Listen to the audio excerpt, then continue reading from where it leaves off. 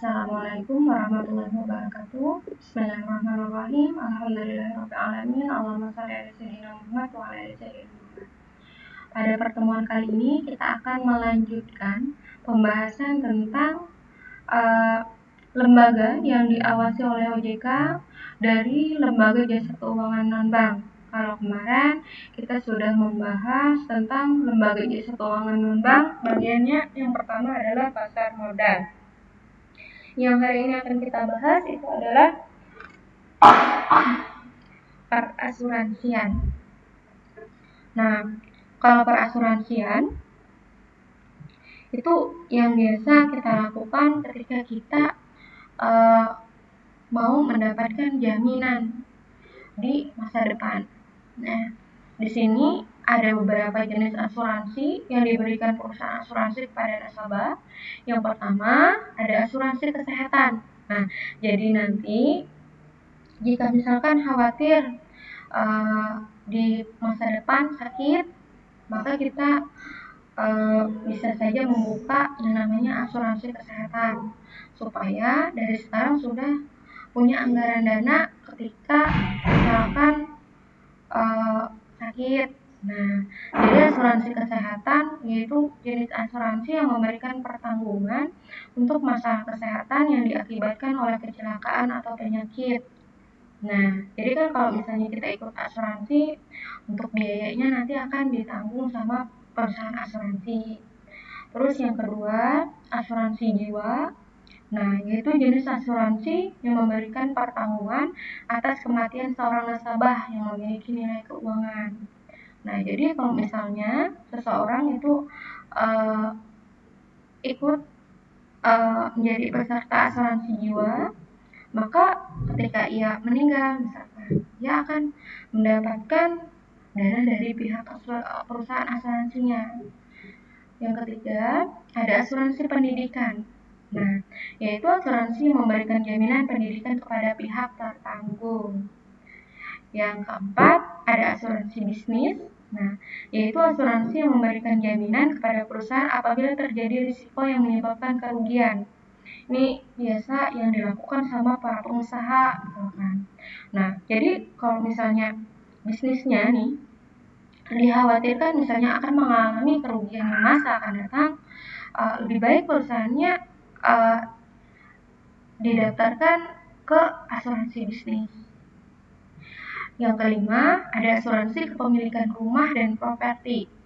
Nah, yaitu asuransi yang memberikan jaminan kepada pemilik rumah atau properti apabila terjadi kerusakan pada properti. Jadi, kalau misalnya rumah kita misalkan mewah, nah, terus ditakutkan nih misalkan di masa depan misalkan terjadi yang namanya kebakaran atau apapun lah yang merugikan, kita bisa daftarkan dulu ia ke asuransi kepemilikan rumah dan properti. Jadi nanti pada saat terjadi kerusakan itu kita bisa ngambil dana asuransinya. Yang keenam, ada asuransi kendaraan. Nah, yaitu asuransi yang memberi pertanggungan terhadap kendaraan jika terjadi risiko. Ini kalau misalnya kendaraan kalian itu misalkan mahal banget gitu, itu bisa diikutkan pada asuransi kendaraan. Jadi dari sekarang nih misalnya ketika kita sudah mengikutkannya pada asuransi kendaraan, ketika terjadi sesuatu pada kendaraan kita, nanti pihak asuransi lah yang akan menanggungnya. Ya, nah terus Ustazah kalau misalnya ikut asuransi itu ada iuran yang akan dibayarkan nggak? Ya ada lah, ya kan? Namanya juga kita ikut atau mendaftarkan sesuatu untuk diasuransikan. Ya, sampai sekarang HP pun juga bisa diasuransikan. Nah, berikutnya ada dana pensiun. Nah, dana pensiun ini perusahaan dana pensiun itu akan menghimpun dana peserta dan mengembalikannya lagi berdasarkan jangka waktu tertentu sesuai dengan perjanjian yang telah disepakati. Nah, jadi dana pensiun ini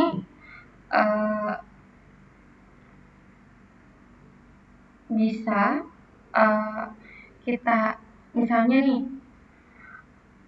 bisa memberikan jaminan pada kita yang ikut menjadi peserta pada dana pensiun ini, pada layanan dana pensiun ini, misalnya di beberapa tahun kemudian misalkan, atau misalnya kita mau di umur kita segini kita sudah mempunyai dana segini misalkan. Nah, itu bisa diprogramkan lewat dana pensiun. Berikutnya ada lembaga pembiayaan. Lembaga pembiayaan itu adalah badan usaha yang melakukan kegiatan pembiayaan dalam bentuk penyediaan dana atau barang modal. Nah, jadi ini sejenis kayak Adira Finance misalkan, yang memberikan pinjaman kepada misalnya pada masyarakat atau kepada para pengusaha untuk memberikan talangan dana atau pinjaman dana, atau bisa juga nanti bentuknya berupa barang, ya. Nah, yang terakhir ada namanya pegadaian. Pegadaian itu merupakan kegiatan menjaminkan barang-barang berharga pada pihak tertentu guna mendapatkan sejumlah uang senilai barang yang dijaminkan yang akan ditebus sesuai dengan kesepakatan antara nasabah dengan lembaga gadai.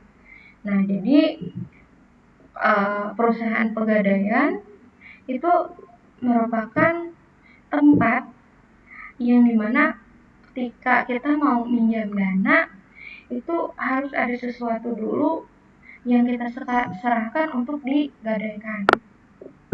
Nah, di sini kegiatan usaha pegadaian yang pertama ada penyaluran uang pinjaman dengan jaminan berdasarkan sistem gadai. Jadi ada misalkan barang berharga yang kita serahkan untuk digadaikan supaya kita bisa mendapat pinjaman dana dari pihak perusahaan pegadaian. Yang kedua, penyaluran uang pinjaman dengan jaminan berdasarkan visudia atau pengalihan hak kepemilikan. Nah, biasanya kalau untuk kegiatan usaha yang kedua ini, layanan dari perusahaan pegadaian, itu kita bisa meminjam dana dengan menyerahkan misalnya surat berharga atau sertifikat misalkan.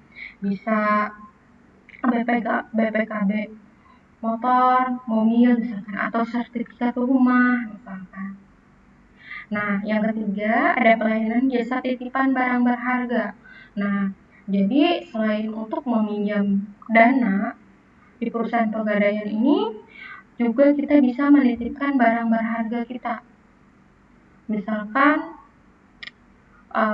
yang kira-kira kita kalau kita simpan di rumah itu berbahaya, misalkan takutnya kerampokan, kita bisa titipkan di perusahaan pegadaian. Nah, yang keempat ada pelayanan jasa taksiran.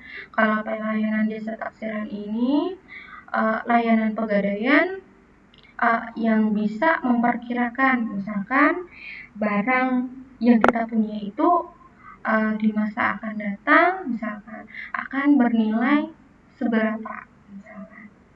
Itu layanan jasa taksiran. Nah, sampai di sini kira-kira bisa dipahami. Kalau misalnya nanti ada yang mau ditanyakan, silahkan Ibu Ustazah. Boleh di chat langsung sama Ustazah. Ustazah bersedia menjawab pertanyaan-pertanyaan kalian jika kalian masih dalam kebingungan. Nah, jadi kita harus selektif ketika kita mau meminjamkan dana atau ketika kita mau menitipkan dana kita kepada suatu lembaga. Nah, yang mana lembaga tersebut haruslah dalam pengawasan otoritas jasa keuangan. Supaya apa? Supaya kita terhindar dari yang namanya misalnya investasi bodong, pinjaman bodong. Kan sekarang banyak sekali yang namanya tawaran pinjaman kan, Nak? Nah, tapi kalau misalnya tawaran pinjaman tersebut, misalnya layanannya atau perusahaannya tadi sudah terdaftar dan sudah diawasi oleh OJK, insya Allah lebih aman dan kita terhindar dari yang namanya penipuan, ya. Nah, jadi kita jangan sampai sembarangan memilih perusahaan tempat misalnya kita menitipkan dana atau meminjam dana. Takutnya nanti misalkan belum terdaftar atau belum dalam pengawasan OJK. Ya, sekian. Semoga bermanfaat. Assalamualaikum warahmatullahi wabarakatuh.